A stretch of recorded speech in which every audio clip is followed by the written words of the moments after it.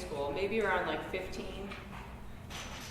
I had the opportunity to go with my dad to Philadelphia to the WHYY studios and sit in on a taping of Fresh Air with Terry Gross. Has anybody ever listened to Fresh Air? I grew up with Terry Gross's voice in my ear. NPR was always on, and Fresh Air was if it was time for Fresh Air, we all had to be quiet and listen to whatever it was she was talking about. And my sister and I used to make up jokes about it, like, today on Fresh Air, we're talking about embalming, or, silly things like that, like what's not fresh. But I had heard Terry Gross for so long. I don't even remember, the first time I heard her voice. But I had never seen her. And growing up with this voice, I had put a face to it. I had even, without realizing it, put like an outfit to it. Like I had this very concrete image of what Terry Gross looked like. So that I knew, apparently, like I didn't even realize it, but walking into that studio, I knew exactly who I was looking for. And you know what? She wasn't there, yeah. It was somebody else with a different hairstyle and a different shirt on, and she was not the height I had imagined. Like I had developed such a specific picture to go with this voice that I was just totally confused. I mean, I got over it pretty quickly, but it was so weird to hear that voice coming out of that form, because for like 15 years or whatever it was, I had apparently just, developed my own image of who she was. I have mostly gotten over it. But it was a really weird experience to think that I know what something looks like, and then to be confronted with the reality that my vision is not really what I thought it was. So I think that all of us have these sorts of experiences sometimes where it can be difficult for us to see things when we have a sort of misconception of what we're looking for. When we have a certain sight that is actually making us blind. But every now and then, something happens, like you meet Terry Gross, and it takes away that blindness, and it gives us some truer sight. And that's what happened in this story, right? Jesus literally took away this man's blindness and gave him sight. But in doing so, he exposed a greater blindness of the religious authorities, who simply could not see God at work in this healing. It didn't fit into how they expected God to work. Well, he heals on the Sabbath. That's not right. He can't be from God. This must not be the blind guy. Or he must have been confused about being blind.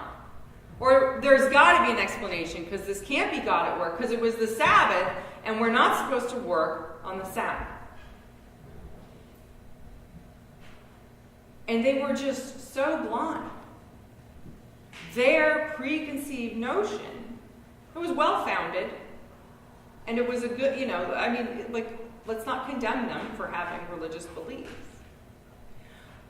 But they were so committed to their beliefs rather than their faith in God acting in the world, that they could not see God acting in the world.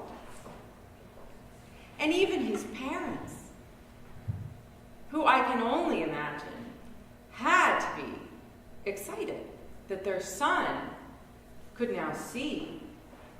I mean, in our world today, being blind is not the end of your life. We have accommodations. We have different ways to get around, but it is still incredibly difficult to live in a world that is designed for people who can see without vision. But back then, they didn't have talking crosswalks. They didn't have seeing eye dogs. They didn't have the ADA or the IDEA. They had nothing to help them. I mean, his parents must have been excited, right? And yet they throw him under the bus. Because the way it happened just doesn't fit into their vision of the way the world is supposed to work, the way God is supposed to work. Their vision made them blind. And God has done this wonderful thing. God has restored this man's sight. He is now whole again. But now his life kind of sucks more. He's been cast out of the temple. Everybody's rejecting him, his own parents, his whole community. They're like, either you're not the guy or you were lying about being blind. His life just got a lot worse because Jesus healed him. And I think this is unfortunately an important point for us to remember. That sometimes when God works in our lives, sometimes when Jesus comes to us and restores us, it can make our lives a little more complicated rather than simpler. Because we will suddenly find ourselves with a different vision of the world, a different way of seeing. And we will find ourselves being looked at and seen differently by everyone around us. Now, we don't have in the story that the man asked Jesus to heal him, right? Jesus just sort of was like, I'm going to heal you now, without any request. But I think that it's probably safe to assume that this guy had at some point prayed for healing or some sort of relief. And we know that God answers our prayers. But not always when we expect or how we expect, and not always with the results that we have envisioned for ourselves. Sometimes, like with this man, in answering our prayers and being active in our lives, God makes our lives more complicated. But notice this, too. That Jesus did not abandon him to the blurry vision of his community. When Jesus hears that the man has been driven out of his community, Jesus comes back to him. And in that same way, Jesus comes back to us in those times. Or Jesus stays with us, or walks ahead of us to show us a path through those times of difficulty. And Jesus gives us the vision that we need to be the light of the world. You may have noticed, speaking of light, that I have, against tradition, lit the Paschal candle. We usually don't light it during Lent. The building has not yet fallen down, so I think we're okay. But all through Lent this year, we've been talking about baptism and remembering our baptism and receiving little tokens of things to help us remember our baptism and the Lenten baptismal preparation journey. So today we are receiving a candle. And so we've lit the Paschal candle, which is the light of Christ, it is the light of the world. You can think of the tongues of fire at Pentecost, the Spirit coming. There's a lot of light that we can think about, right? When you were baptized, or if you've ever been to a baptism, which I know all of you have, you receive a candle. If you're a baby, hopefully you were not handed the candle yourself, but usually your sponsor will hold the candle for you.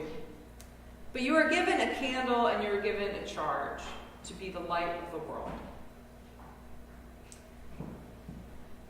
And so I want to invite everyone to come up today and take a candle. And I'm going to light this one, and then you can light yours off of it.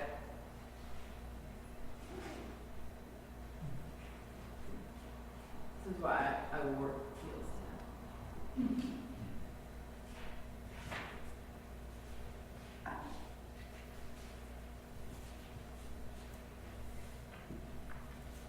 So come forward and pick up a candle and light it and take it back to your seat.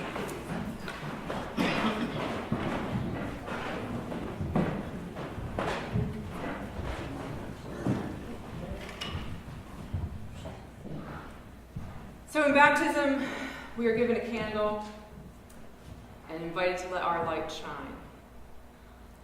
With light, we can see. And the light that God gives us and the vision that that light gives us lets us see things differently than we might if we only listened to the way the world wants us to look at things.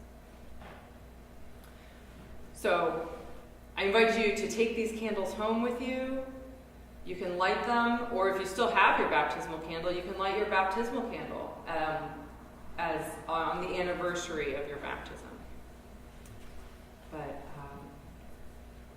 hold your candle and please rise and listen to the words of our second reading today from Ephesians.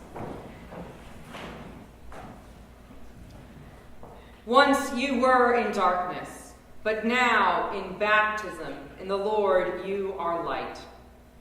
Live as children of the light, for the fruit of the light is found in all that is good and right and true. Try to find out what is pleasing to the Lord. Take no part in the unfruitful works of darkness, but instead expose them. For everything exposed by the light becomes visible, for everything that becomes visible is light. Sleeper, awake, rise from the dead, and Christ will shine on you, in you, and through you. Amen. Amen. You may extinguish your candles.